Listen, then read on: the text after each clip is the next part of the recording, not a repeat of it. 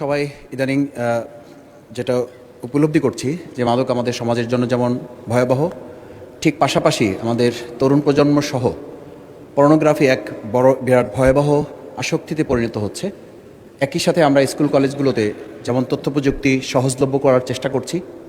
ঠিক পাশাপাশি আমরা লক্ষ্য করছি আমাদের সন্তান, আমাদের পরিবারের সদস্যভুক্ত সম্মানিত সদস্যবৃন্দ এবং আমাদের স্কুল কলেজগুলোতে আমাদের সন্তানদেরকে একই সাথে যেমন আমরা তথ্য প্রযুক্তিতে আমরা বলি যে নলেজ ইজ পাওয়ার, এটা ছিল ইনফরমেশন ইজ পাওয়ার, পরবর্তীতে এখন টেকনোলজি ইজ পাওয়ার। সেই টেকনোলজিতে গোটা বিশ্বে আমরা মাননীয় স্পিকার লক্ষ্য করছি যে সেটাকে একদিকে স্টেট সিকিউরিটি করা হচ্ছে আর একদিকে সোশ্যাল সিকিউরিটি ডেভেলপমেন্ট করা হচ্ছে। কিন্তু একই সাথে আমাদের দেশে আমরা লক্ষ্য করছি এই পর্নোগ্রাফি সাইটগুলো বন্ধ করা, রেস্ট্রিক্টেড করা এবং আমাদের প্রজন্মকে রক্ষা করার জন্য যে সামাজিক উদ্যোগ গ্রহণ করা, এই ক্ষেত্রে তথ্য প্রযুক্তি মন্ত্রণালয়ের এই বছরের যে বাজেট, সেই বাজেটের যা নির্ধারণ করা আছে তার মধ্য থেকে